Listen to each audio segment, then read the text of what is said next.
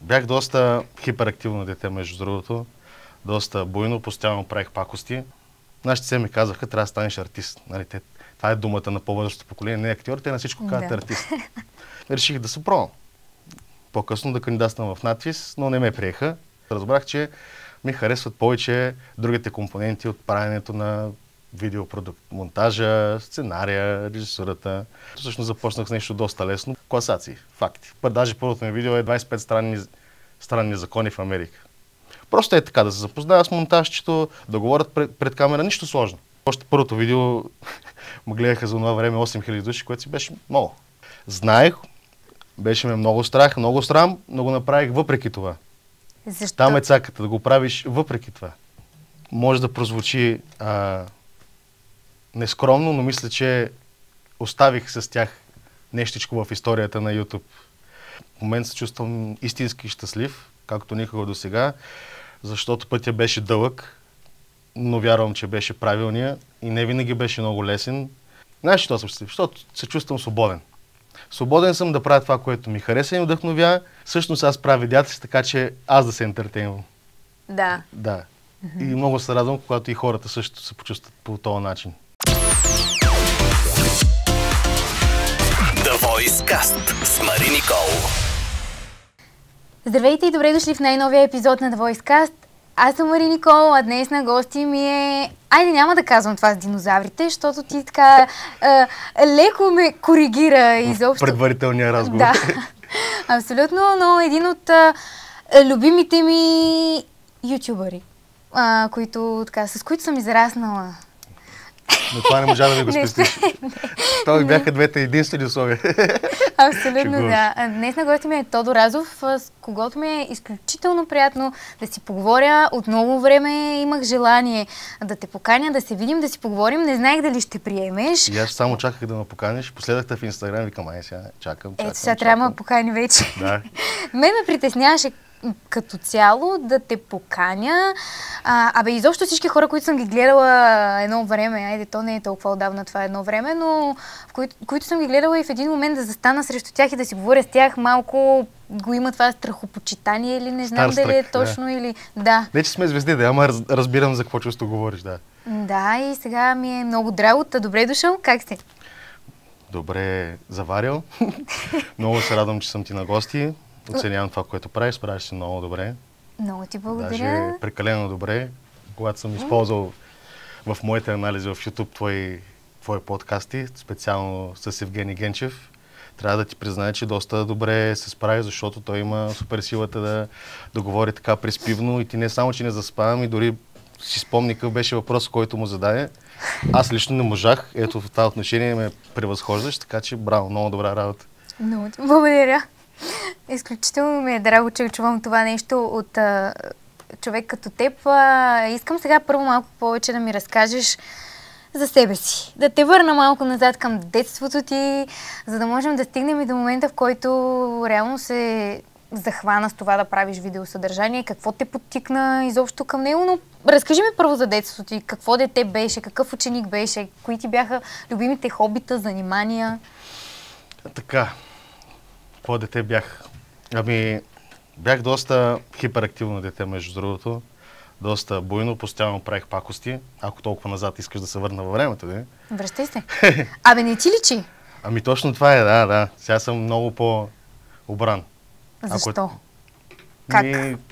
Как от едната крайност към другата? Порастваш. Живота те сблъсква с някакви неща и ставаш по-хъмбъл, предполагам. И така. Но бях много така отворено към света дете. Много лесно се сприятелях, постоянно си търсих нови приятели. Нещо, което даже наскоро се замислих за това и си казвам, какво стана с ония Тошко, дет беше така толкова отворен към света и се опитвам пак да се върна към него. Но да, бях през призмата, нали, сега от сегашното си аз бях готино дете. Не е особено послушно, даже никак. Сигурно много мъки съм причинил на моите родители с моите пакости. Но да, после в училище, аз съм сменил много училища, между другото. Исках да бъда спортист и отидах в спортно училище. Там пък ми откриха в 5-ти клас става въпрос с проблеми с сърцето и трябваше да се откажа от спорта. Иначе щях да съм гребец, кану-каяк. Интересно. Да. Но по принцип това не ми е любимия спорт, но просто нямаше как да е... А кой ти е любимия спорт? Футбола. Просто беше такава ситуацията, че трябваше да е цял клас с футбол само, че да мога да съм... Т.е. да съм в футболна паралелка, нямаше как да се получи. Половината искаха лека атлетика, други бокс, трети някакъв друг спорт и така. Добре, да къде остана спорта във времето? Казваш, че сте открили проблем. Толкова ли е сериозен, че изобщо да не можеш пък да практикуваш дори любителски някакъв тип спорт? Не, любителски, сега, защото не ми личи, но да, разбрах къде имаш предвид. Любителски естествено, че си практикувам.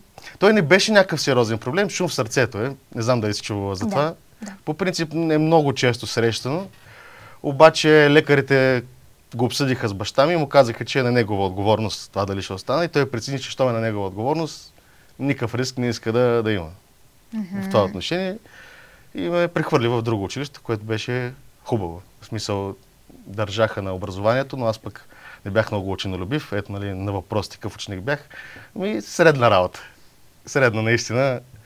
Даже се изумявам как съм успяла да науча някакви неща. Аз по едно време дори спрях да си купувам учебници. Просто когато науча в клас и ако ми е интересно, го използвам и така. Иначе... Тук е момента да благодаря на някои мои учители, които, понеже аз съм доста трудна аудитория, лесно вниманието ми се отплесва на някъде и те са успяли все пак да ми преподадат някои важни и интересни неща по такъв начин, че дори аз, нали, да ги попия. Така че да, учителската работа хич не е лесна. Не е лесна. Особено с тази остаряла система, която е сега. Абсолютен факт. И следващите поколения учители, които идват, на мен лично ми прави впечатление, че са все сякаш нетърпеливи към децата, защото имам племенник на 8 години вече и виждайки при него как стоят нещата в училище, без сякаш и преди това и в детската градина, сякаш учителите стават все по-нетърпеливи и очакват децата да отиват в училище вече научени да четат и всичките тези, нали, неща, но както и да е, няма сега да оправяме така образователната ни система. Това е, може би, работа на други хора. Да, но ако искат, могат да се свържат с нас, да им помогнем. Да. Добре, и казваш, спорта остана на страна. Какви ти бяха другите така неща, към които имаше интерес? Какви хобита имаше? Какво правеше извън училище?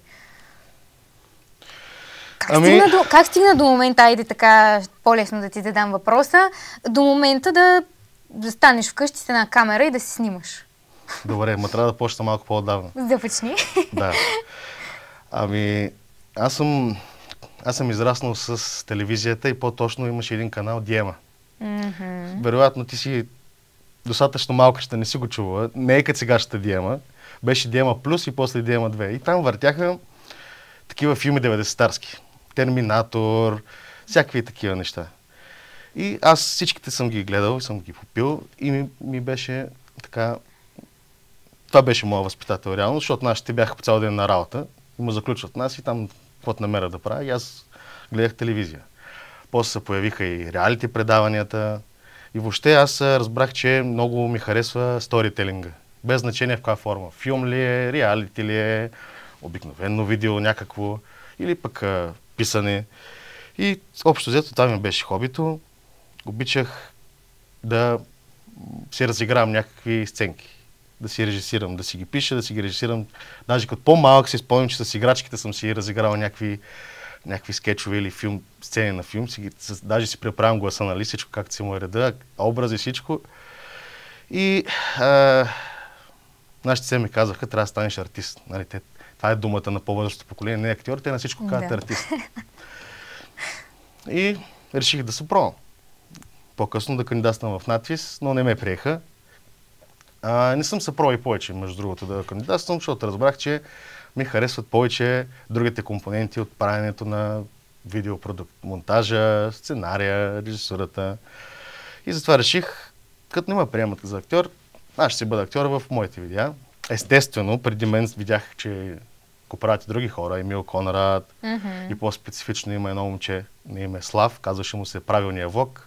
Той отдавна вече не се занимава с това, но той беше всъщност нещо, което ме потикна да пробвам да стана влогър, тогава така му викахме, защото неговите видеа не бяха просто така да видовите ученици и така нататък. Бяха му много различни. Дори не мога да ти обясня колко различни, защото бяха толкова шашеви, че не мога да ти ги опишеш, трябва да ги гледаш. Те ми всякакви. Дори една игра да играе, той я правеше по много забавен начин. И аз си казах, искам аз това да го правя, искам да пробвам. И започнах с нищо общо с неговото. Всъщност започнах с нещо доста лесно, просто като на Слави Клашера съдържанието. Класации, факти. Даже първото ми видео е 25 факта, 25 странни закони в Америка. Просто е така, да се запозная с монтажчето, да говорят пред камера, нищо сложно. И тогава, естествено, между другото, това видео, още първото видео, ме гледаха за това време 8000 души, което си беше много. Така е. И ме изядох в коментарите, какво крадеш тия факти, аз мога да си ги намеря в интернет, чудо голямо, че ми ги прочете пред камера. И аз като най-големия глупак съвестта ми вика, верно е. Прави се. Да, прави се. Да, няма да го правя, ще пробвам да правя нещо оригинално. И виж, години по-късно най-известният ютубър е това. Така че е много важно, вероятно, да си дебелокож в тази професия и да нямаш много съвест. Може би така да е, но в крайна сметка ти, публикувайки това видео, нямаш ли някакви притеснения, че все пак, знаеш, ще го гледат хора, ще има някаква ответна реакция? Да, даже много ме базикаха и в махалата приятелите. Знаех, беше ме много страх, много срам, но го направих въпреки това. Защо? Там е цаката, да го правиш въпреки това. Да, ето тук аз преди години, като съм ви гледала и ето изброяваше Мил Конрад, и тебе в последствие, Павел Колев и Ицака и там всички останали, Цуро. Малко по малко и аз се запалвах по това нещо, беше ми интересно, пробвала съм, снимала съм си някакви неща, обаче аз нямах тази смелост да застана с лицето си, да си направя свой канал и да започна да качвам някакво съдържание, точно заради това, че със сигурност ще се намери някой, който да каже нещо кофти. Не просто ще се намери, ами във V-Box, даже там, като са анонимни. Да. Или не знам дали, защото са анонимни, но просто беше наистина много токсично. Мога да го сравня, както е сега с TikTok. Ми прави впечатление, че там, каквото и да качиш, те изяждат. Даже спираш да обръщаш внимание. То толкова е токсично, че изтръпваш по едно време, но тогава си беше така, нали, аз младо момче, на 18 на 19 години, така много екзалтиран, да видя как ще го приемат хората и да знаеш, гледай си къв хермафродит, не знам си какво, всякакви възможни обиди, нали. И после се научих с времето, нали, да ги приемам, особено такива обиди, дето са чист хейт, нали. После и критиката да приемам, защото не е нужно да е такъв хейт, нали, просто обидни думи, може да е критика.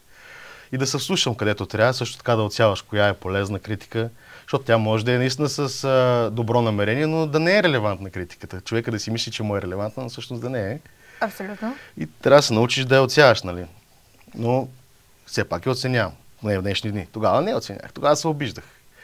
Което, сега като се замисля, е един от признаците на това да си много глупав, така че явно не съм бил много умен. Но да. Характерното за твоя канал по едно време така беше реакция на коментарите под видеята ти. Може би това беше така една от... Не беше пика, да. Да. И може би любимата ера на Азов за неговите фенове, защото тези видеа, не знам ти ще кажеш, не са ли едни от най-гледаните ти всъщност? Даже са си най-гледаните. Те правиха наистина много гледания, почти по милион гледания на видео, което в днешно време е абсурд да го постигна, между другото. И си има обяснение за това, но по-късно мога да ти го дам. Сега, нали, сме на тема за коментарите. Да, може да прозвучи нескромно, но мисля, че оставих с тях нещичко в историята на YouTube. Защото това аз дори тогава не осъзнах, но беше толкова голямо станало, че като се качих в автобус, тогава нямах кола. И някакви тинейджери пред мен ми обясняват, айде се съберем, дали те не знаят, че съм за тях, айде се съберем и да гледаме видеята на Азов, примерно. Викам, добре. Чакай малко. Как те караше да се чувстваш това? Оплашен. Оплашен? От вниманието, да. Стига, бе.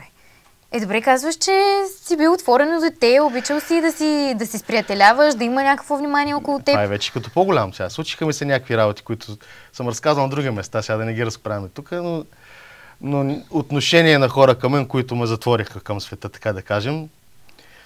И да, това внимание вече почна да ме плаши. Това има ли връзка с други твои колеги? Не, това е преди този случай, за който вероятно говориш. За Танев ли говориш? Да. Ако искаш и за него ще говорим, няма проблем. Ако желаеш да... Да, защото има хубава развръзка. Бих разказал. Така ли? И защото наскоро... по принцип нямаш да те питам, може би. Да, нормално. Разбирам те, що. Но наскоро, като се появи той изведнъж пак така, в YouTube в едно завръщане при Павел Колев и Ицака да коментират къщата на инфлуенсърите. И като го видях, не знам защо, ма веднага се сетих за теб. И за ситуацията преди години, която се получи между вас. Да, тя беше много грозна. Но искам... сега ли ти разкажа направо? Разкажи ми. Добре, мане ги коментари. Да. Okay. Махаме ги. Добре. Гостувах при Алпер и там разказах за този случай. И няколко дни след това той се свърза с мен и ми каза, искам да дойда до София, защото аз съм в София, той е в Пловдив. И дойде специално да ми се извини. Седнахме, поговорихме. Казах му, че не искам да правя това публично, че си е между нас, нали? Аз имам нужда да затворя тази страница официално. И затова не сме правили някакви видеа с обяснения такива работи, но си говорихме по-мъжки и сме да твърдя, че беше искрен, защото когато се извиняваш, нали, когато наистина искаш да се извиниш, не се оправдаваш, не казваш, ма ти що каза това или онова, той директно каза, да, бях гъс, бях много, много гаден, не трябваше да го правя, съжалявам. И аз му приех извинението. Надявам се наистина да е искрен. На мен поне така ми изглеждаше. И с появата си при Павел Колев и Ицака, някак си се забеляза все едно някаква метаморфоза, която се е случила с него. Може, като е станал баща, това така действа обикновено. Да, най-вероятно. Може би, ако го бяхте направили пък публично, хората нямаше да го приемат като нещо истинско. Да. Така че, важното е да сте се разбрали, за мен. Но ситуацията беше кофти. Даже аз като човек, който те гледа, следи, харесва, него също съм го гледала.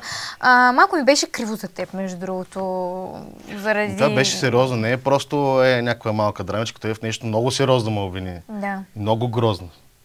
Което не е така. Мога да те успокоя, да те уверя, не е така.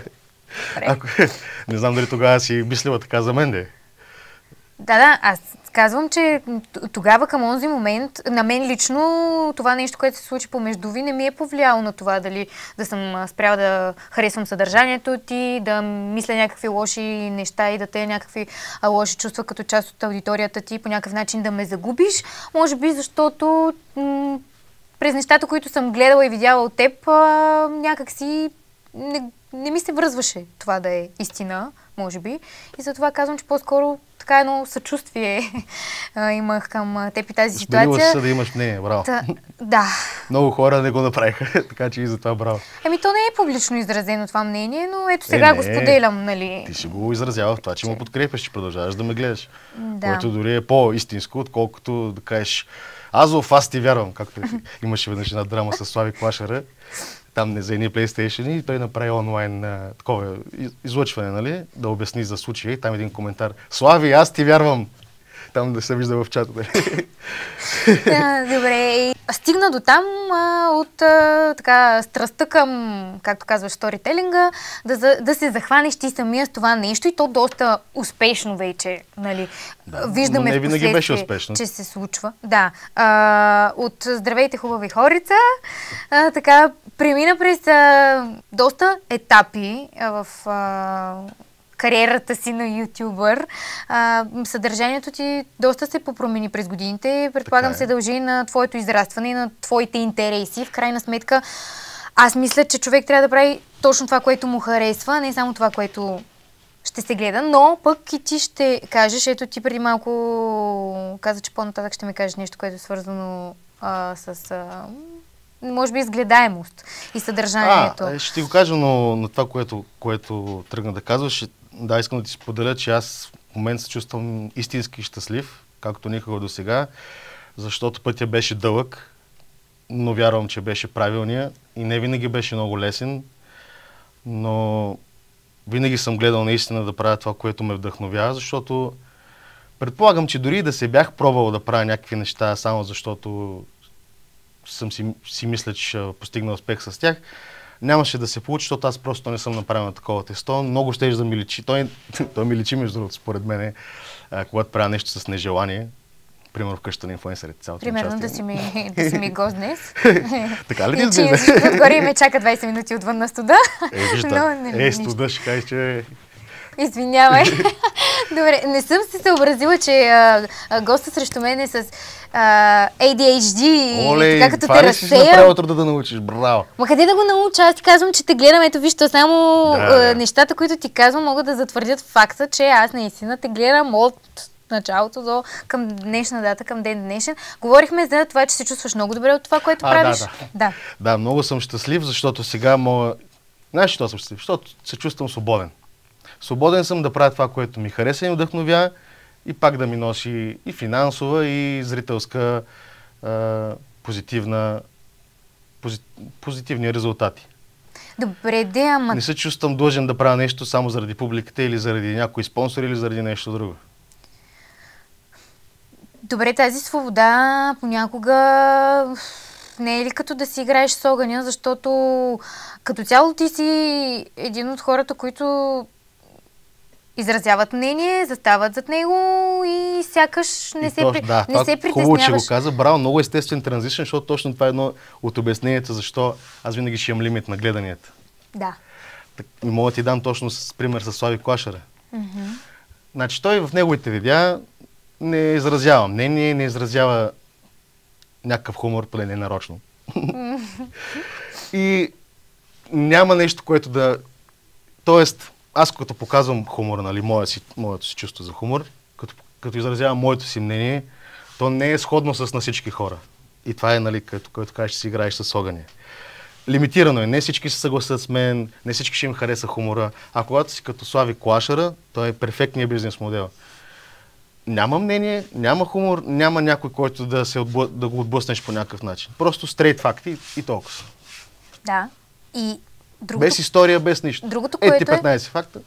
Така е, но другото, което е, че ти си позволяваш да правиш, нали, така, сега особено напоследък, изгледал си много реалити формати, то си личи. Не съм между другото. Как, нали, каза? Ти дори в самото начало каза, че си гледал филми, реалити. Да, ма като бях малък, реалитета бяха 2-3. Добре, не е като сега. Но ти така направи едно обобщение на реалити герои, на така, какво ли още не, хората, които искат, нали, да видят, да влязат в канала ти и да погледнат видеята, но играеш и боравиш с имена на известни популярни личности и не се ли притесняваш от това, че може да има някакви последствия от цялата работа? Не, то има и последствия. И? Ние не се страхувам. Ако винаги... това е... Чудила ли да ме се... плаши, че ще си бутна мостовете между някакви хора, които могат да имам колаборации? Не? Не само, но пък и други хора, които харесвам и следя, са, например, Любожечев. Той също е така... изказва си нещата, които мисли... Бута се между шамарите тук и там и има последствия при него. При Мъци също имаше, позволявайки си да коментира въпросни личности, също се там стигна до... Да. Не се ли притесняваш от нещо такова в крайна сметка? Когато си толкова искрен, когато си толкова така... Не, точно заради това не се притеснявам, защото съм искрен, защото първо, сега може би не е много обективно така, но мисля, че съм справедлив. Никога не използвам обиди, никога... Не използваш обиди, но по начина, по който представяш нещата, можеш доста да засегнеш. Така. Ами виж, това е един от друг признак за глупост, че си тъп, между другото, че приема всичко като атака. Аз винаги в моите критики по-скоро е някакво на професионална основа. Гледам никога да не е налична. И нали, когато според моя критерий е справедливо да критикувам някой. Но в повечето случаи е просто някаква ирония, сатира, шега. И...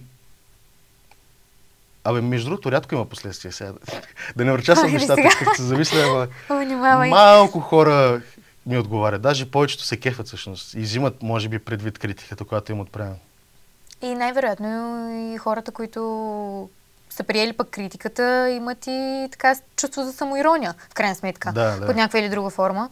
Защото хората, които нямат чувство за хумор и като цяло не могат да разпознават. Наскоро ми отговори Емил Каменов, между другото. Да. От него не се ли притесняваш? Предвид. Той може да ме струши на място, ако иска, да. Ама ако това е цената, която трябва да платя, за да може хората да си изказват мнението, хубаво, аз съм жертвения агнец. Но той ми отговори, защото не знам дали си ми гледала видеото. Много Да. геройствено. Изхвърлих се, да, извинявай. Добре. Гледала ли си го това видео за Емил Каменов? Да. Нищо, аз за зрителите ще разясня. Ставаше въпрос, че той вече явно е поел в такава посока, или поне си мислих, че иска да е redemption да получи.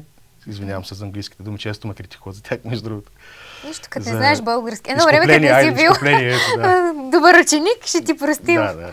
Добре. Нищо, че в коментарите ги поправях, нали? Как Да. Виж каква ирония. Нищо. Да. Така, пое някакъв такъв път на изкупление и почна да става морален. И окей, аз съм окей, докато не подхвана една тема за локалите. И той почна да ги осъжда. Откъде взимате този пример, вика? Къде го виждате това? Именно, и аз така реагирах по същия начин. И го казах във видео. Цяло видео с цялата му история, какво показва. И даже му влезнах в положение. Даже казах, че това най-вероятно е образ. Да. А той ми отговори и явно с това ми доказа, че не е образ, че си е такъв. С обиди, едва ли няма покани да се бием. И между другото, това е много странно схващане на българина, предполагам. Не съм го срещал друго. Прав е той, който може да набие другия. Защото ми пишат, що не му го каза в очите, бе. Все едно аз съм го казал с гърба, стали публично го казвам, но все едно ако отиде го кажа в очите и ме зашлеви, какво прав ли си вече? Щом те е зашлевил, край ти губиш, не си прав. Законите на джунглата малко. Не знам, в цивилизования свят и не само. Истината си е истина, без значение кой я казва. И най-противният човек да я каже, ако истина си е истина. Така е, абсолютно. И той почна да с такива обиди, има покани на дебат, ама аз няма да отида на дебат с човек, който първо може много по-цивилизовано да ме покани на дебат и второ какъв дебат мога да направя с този човек. Но да, неговият отговор беше, че родителите са виновни. Точка. По въпрос. Да, което пак обяснява много. Да, значи те са виновни, в смисъл, ама не 100%, не може да им хвърлим 100% вината на родителите, защото аз имам племенник и просто виждам, че няма как 24 часа да го държат като заложник, като роб и да следят стриктно какво гледа, какво прави. Особено като твой племенник е ученик там в училище, пък какъв контрол да имаш. Ако си говорят, бате му, примерно. Това е пример. Да. Бате му, какво направи, гледахте ли как зашлеви спас, примерно. И така нататък. Това как могат да го контролират родителите? Дори да му забравят да гледа YouTube, те като си говорят в училище за това, какво могат да направят? Факт. Така е, да. И сега, като заговорихме за Емо Каменов, Спас и така нататък, да обсъдим и твоето участие. Но в къщата на инфлуенсърите, как изобщо пък реши, че ще влизаш в реалити формат? Беше ми мечта да опитам, между другото. Тогава също и бях в лоша ситуация. За мен баща ми почина. И със сестра ми стигнахме до извода, че ще ми се отрази добре да се откъсна малко от реалността. Нищо, че се казва реалити. Но ние знаем, че не е много реалити, обикновено в тези формати. Едва ли не ми беше представено, че е по-друг вид от предишните сезони, че е по-така като в игра. По-психологически, но се оказа, че изобщо не съм подготвен за там. Очаквах, че играта мен ще ме води, а всъщност ти трябва да я водиш в къщата на инфлуенсърите. Ти да се пълнеш там, да измислиш съдържание, да показваш, без значение в каква форма, плюене или не в устите или нещо друго. Но да, просто визиите не се разминаха на мен и на Павел Ицака, което е окей. Признавам си, че ми е било слабо участието, но не смятам, че пък трябва да се затворя някъде и никога повече да не се показвам, само защото не ми се е получила играта. Не, чак толкова слабо да ти е било участието. Примерно, като си изкажа мнението за нещо, или особено като коментирам къщата, видяхме те там, не говориш и въобще, тук говориш. Сега Ще коментираме ли това дали говоря или Да. не? Добре. Нека да го изкоментираме. Ние наистина не видяхме кой знае колко от теб. То в повечето време даже те нямаше. Единственото време, в което те видяхме така малко повече, когато се завърташе една така коалиция между нали, тебе и твоя отбор там. Ами, не искам да ги злепоставя момчетата. Те ми обясниха защо не съм, но аз ще бъда коректен и няма да го разкрия публично. Те ако искаха, аз им дах възможност, между другото, като им гостувах подкаста да го направят, но решиха, че няма, така че и аз няма да го разпространя. Нали, един от факторите е, че просто бях скучен за предаването. Не съм такъв типаж точно за този тип предаване. Нали, ти казах, че аз очаквах играта да ме води мен. И между другото и затова явно съм блеснал в там с коалицията, защото се водих покрай настроението, нали, покрай играта. И затова съм имал възможност. Другото е, че аз съм вече, как е българската дума на естаблишът? Установен. Аз съм си установен ютубър. Нямах потребност първа да се пъна за внимание. Вижте ме, аз съм новата звезда. Имам опит там с камерите, спокойно се чувствам и докато другите участници повечето бяха неизвестни, и първо искаха да се борят, да се разбере за тях, нали. Докато аз нямах това, нали. Даже исках да помагам там с приятелих с един от участниците, Кико, и исках да направя така, че той да получи повечето внимание. Един вид да помогна на младите. Да, защото аз съм си, установен, така се чувствам. Ма сякаш можеше да не бе, разбира се, че да може. покажеш така. Можех най-вече в игрите, можех да се напъна наистина, можех да се подготвя, ако знаех, че такава ще е играта. Но ти не знаеш какво влизаш. Оказва се, че напълно не знаеш ти в какво предаване. Нито ти казват правилата, нито нищо. Примерно, ние не знаехме, че накрая ще има и зрителски вод. А това е много важно, когато си изграждаш някаква стратегия. Абсолютно, да. И ако ще има зрителски вод, е хубаво да показват всички участници. Поне така си мисля. Скучни, не скучни, да имат някакво мнение. Ако ще гонят вече сторилайнове, тогава да махнат зрителския вод. Щом ще разказват там техна си история. Ами не знам какво мислиш за... ти имаш видео какво мислиш за този сезон, но да споделиш така накратко и тук. За втори сезон. Никак не съм очарован.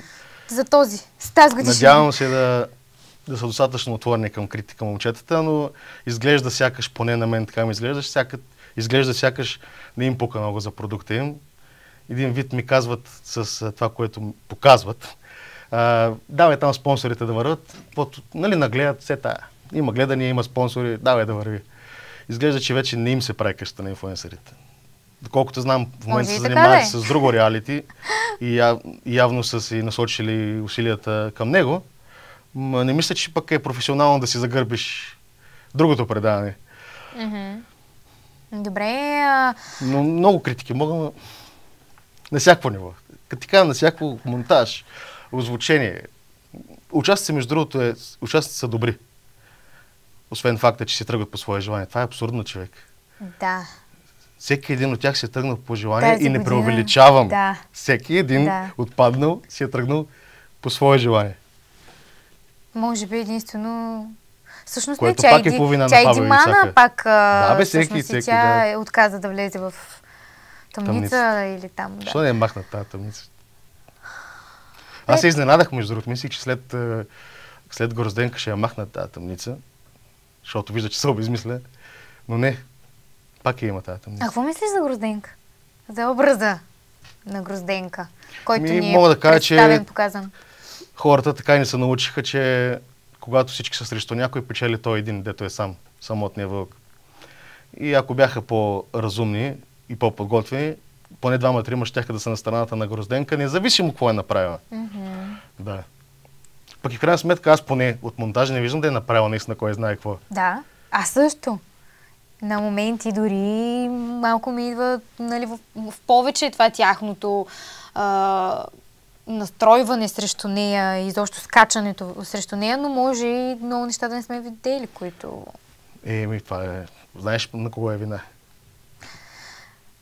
Добре, дай да се върнем към това, че каза, че не си бил кой знае колко добър ученик, но пък създаваш едно такова впечатление в YouTube канала ти на интелигентна личност.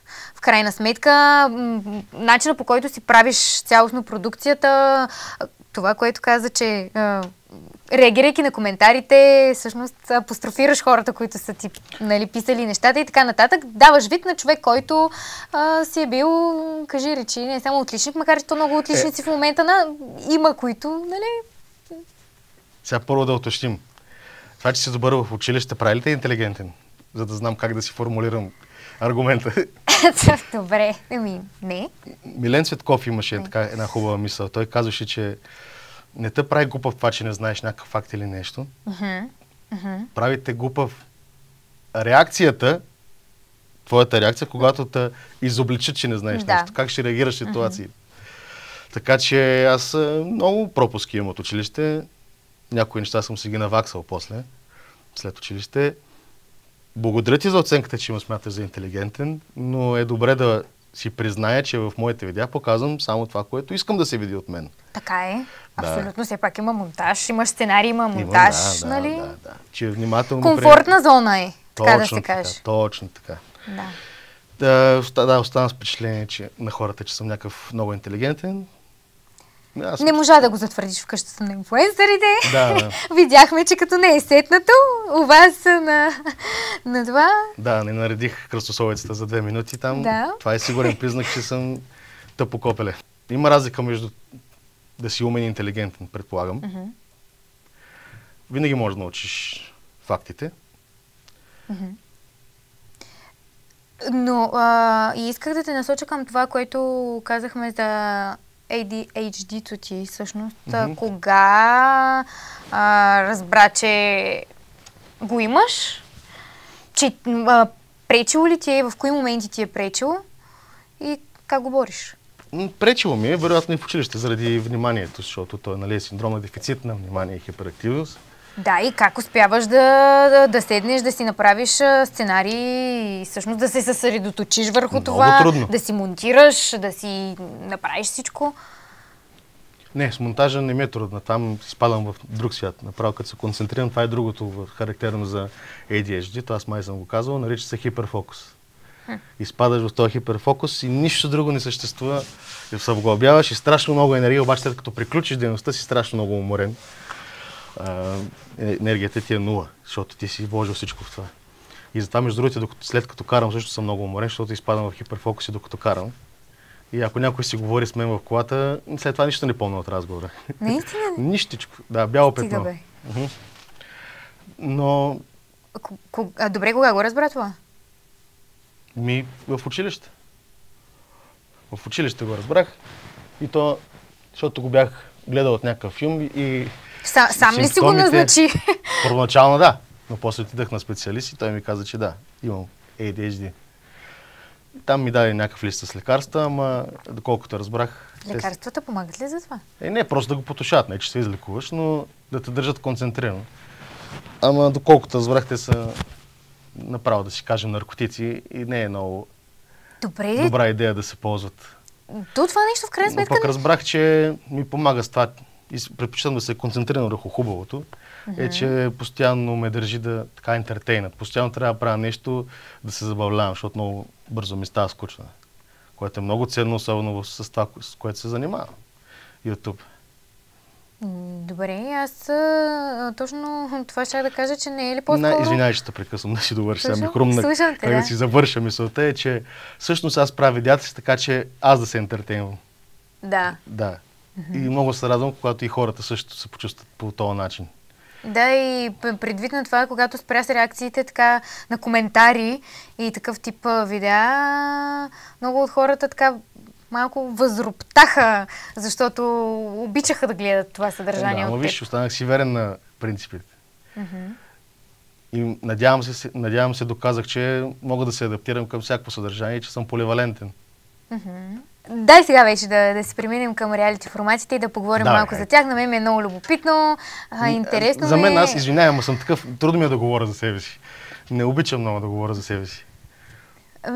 Добре, да. Личи си до Надявам се да съм ти дал достатъчна информация, поне да се получи епизода. Аз се надявам, така, идеята, може би, на подкаста е да навлезем малко повече и всъщност да преминем отвъд образа и отвъд познатото на хората, които сядат тук срещу мен. Мисля, че даде така доста изчерпателна информация за някои от нещата, които според мен лично биха били интересни за хората, които те следят и те гледат и си им интересен в крайна сметка. За реалити форматите с теб ми е много любопитно малко така да обсъдим повече. Сега има... Да, буквално не знам просто кое е по-напред да гледам. Трейтърс. Да. Много ми допада това предаване, много е различно като настолна игра, ама реалити. Факт. Много ми допада също и това, че го няма това самоцелно търсене на захаросан героизъм. Това е по-скоро реалити на злодея и ти става симпатичен злодея. Да. Например, Бачорски, който пък между другото доста се е принавил. Да, на мен пък от това точно почна да ми става леко антипатичен от цялото това принавиване. Това е защото човека мисли за шоуто, според мен. Така си го обяснявам. Но ако надявам се да се отпусне с времето, да мисли като за игра. Нали, той шоуто си го може, доказал го е, може да прави шоу, но в конкретния случай, ако се отпусне да играе играта, ще е много още по-интересен. Аз също симпатизирам и на Жоро, но аз го харесвам от... Той много добре се справя, много е интересен. Да. И го подценяват, ми се струва. За Жорката мога да ти кажа, че малко пак ще се върна към къщата. Мисля, че ние сме много подобни с него. С малката разлика, че той беше подготвен за игрите. Но иначе си беше като мен, аз много виждах същите черти.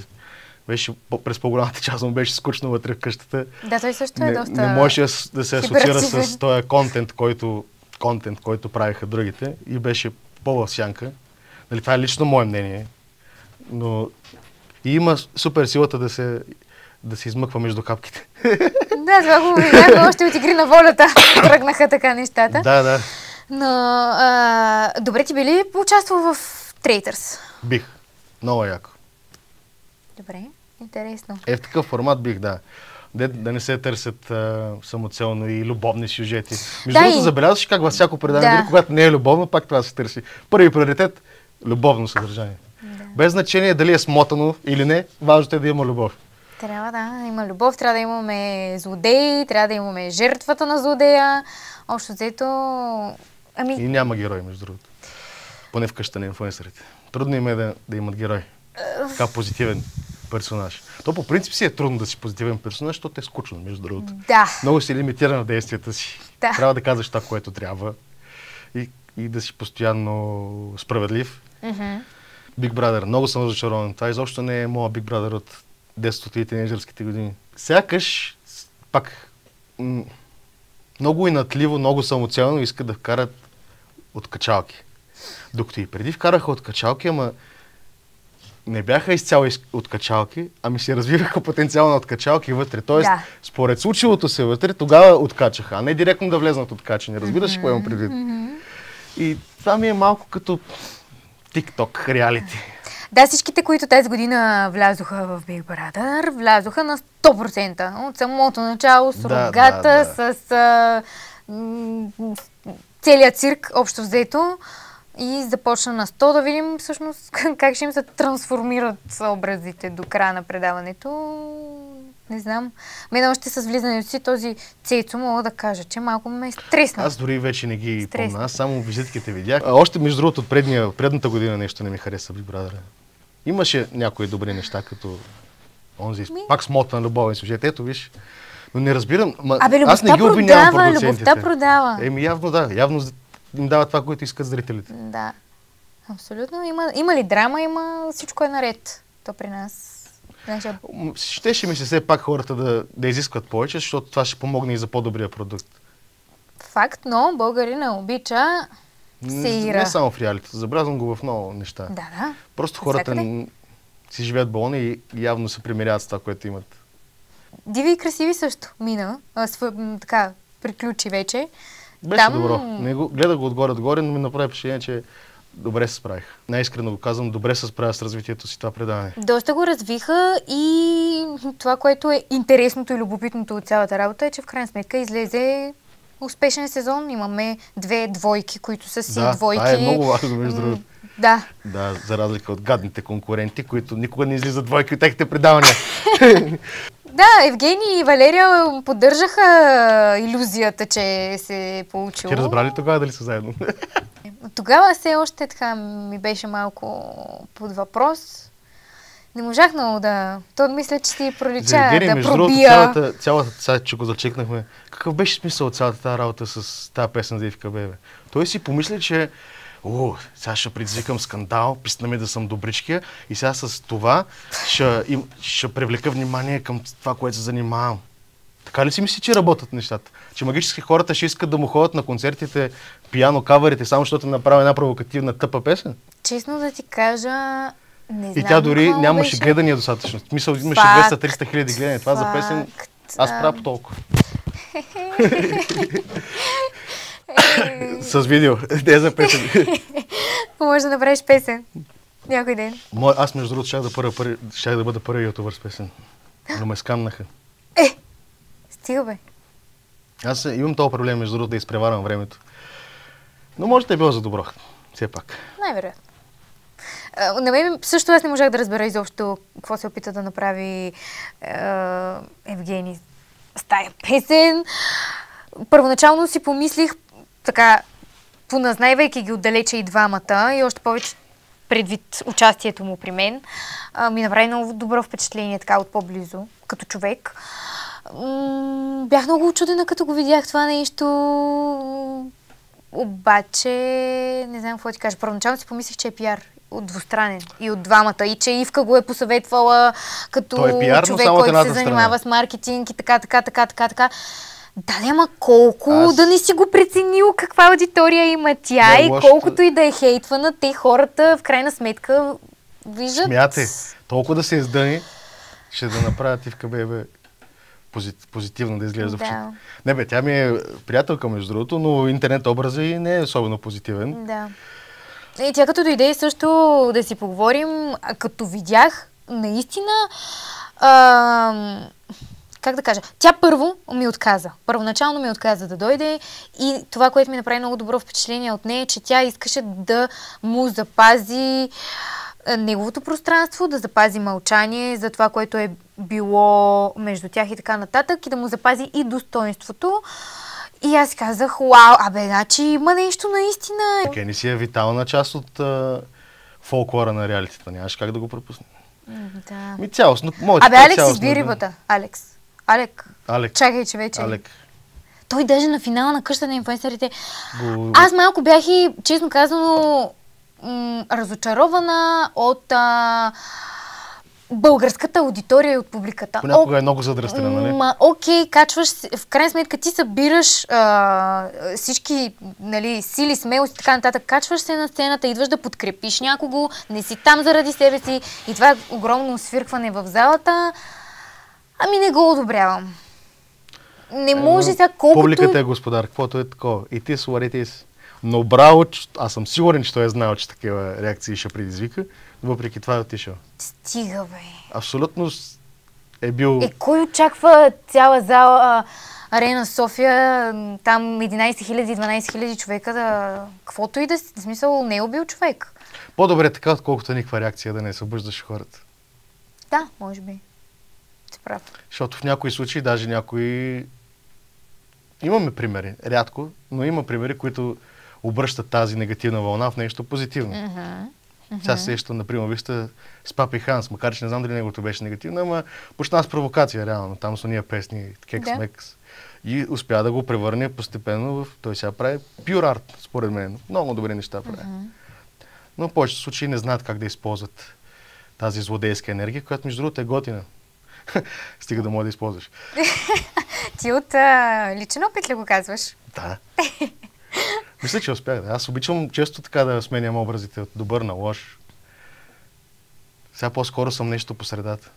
В кетча има един термин. Туинър се нарича. Ето хем лош, хем добър. Много обичах да гледам кетч като малка. Да, бе, сериозно? Да. Ай, стига, бе. Да, разбира се. Заспивах с кетчмания. Обожавах да гледам кетчмания. Ти си била много готина, значи. Готина. Браво, похвалата. Да.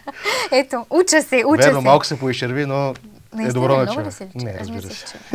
Това твоите надали нещо ще се види. Не искаш за реалити. Масово са повърхностни. Ето, мога да обобща, че са повърхностни и не ми прилича интереса заради това. Те би Но ли не ти, съм важен, аз съм масовата аудитория. би ли ти било интересно да имаш свое собствено реалити?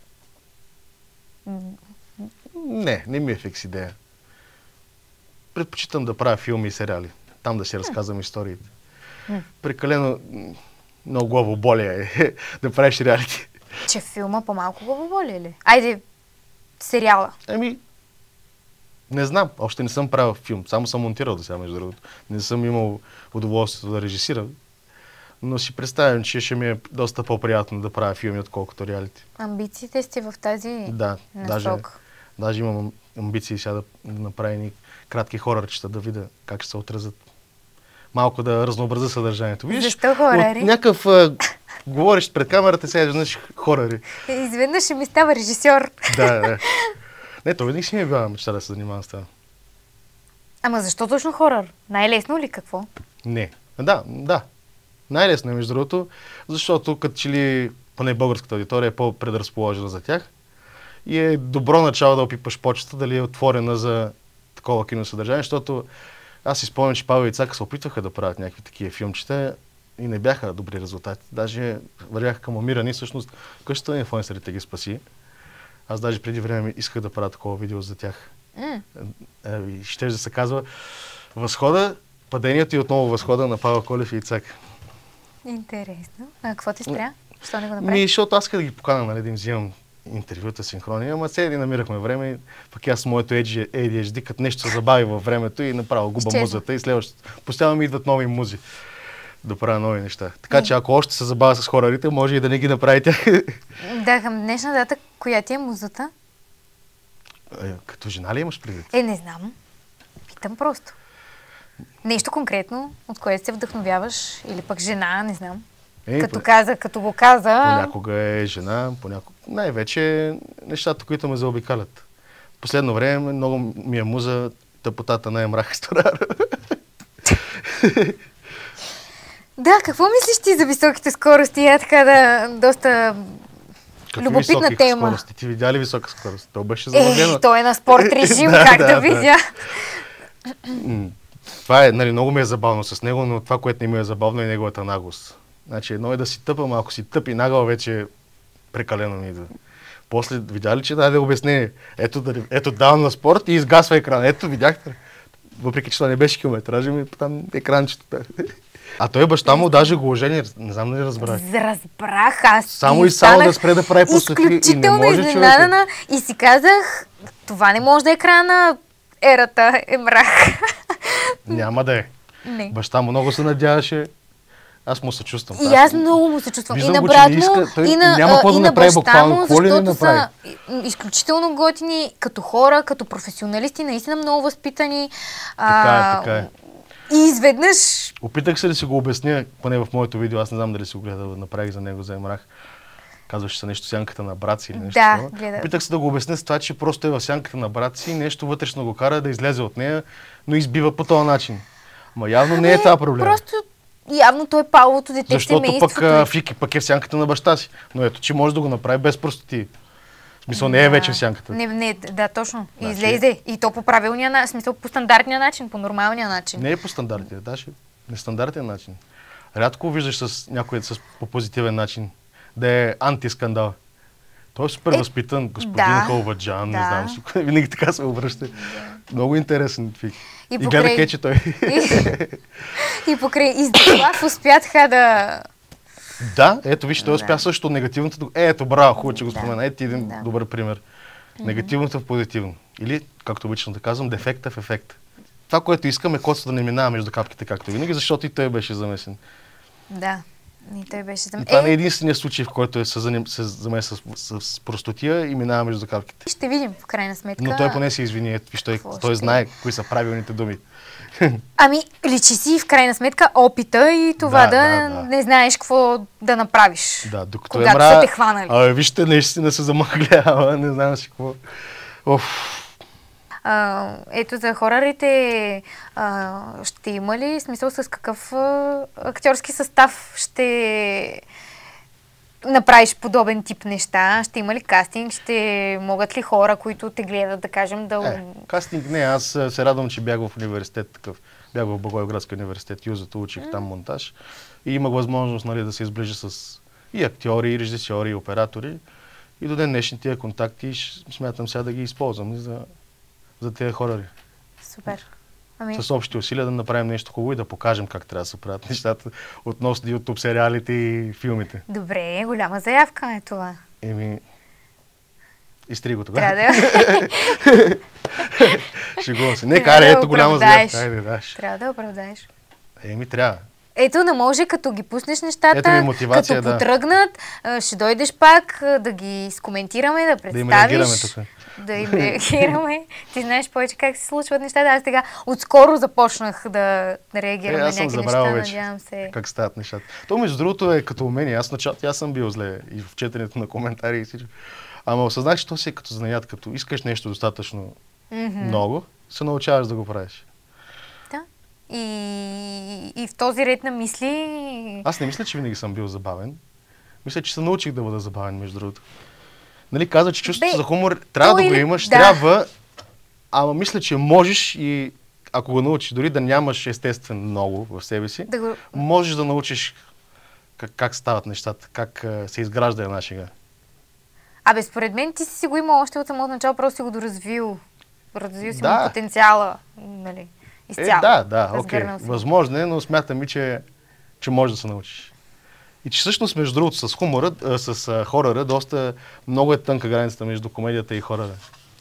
Реално, според тебе, кое прави една шега смешна? Сега де. Замисляла ли си? Не. Според мен, не според мен, тук се изхвърлих. По принцип, професионалистите казват, че изненадата е това, което прави една шега смешна. Същото и с хорора. Да, факт. Нали, естествено, че има на такива сетъп, нали, напрежение в хорора, има го и в комедията. Нали, да залагаш, Пати Рис го казвам, между другото, от него го знам, че сетинга, нали, залагаш едни бомби и с пънчлайна ги детонираш. Обаче аз съм виждал комедианти, дето правят обратното. Ето, има изкусти в стендъп комедията. Те първо с пънчлайна и после хората се смеят на изграждането на шегата. Много е нетрадиционно. Почваш с пънчлайна, докато нашите вицове... Що хората от ден днешен българин се кефи на вицове? Не знам, нямам отговор на това.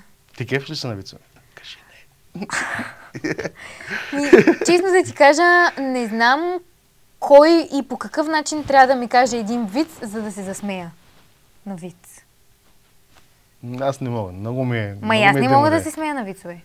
Тоест, просто трябва човека да ми е смешен и по такъв начин да се получат нещата, отколкото значи, според тебе не е в изненадата добрата шега. Ама то как да е в изненадата, като ти вече, минавайки през много истории, случвайки ти се много неща в живота и така нататък, ти предусещаш какво ще ти каже той, като завършек, нали, на вица и на смешната част, която ще дойде. Ти подозираш в хода на историята какво ще ти каже той, съответно как да се засмееш после. Аз просто не се засмивам. Аз също. Вицовете са така, да.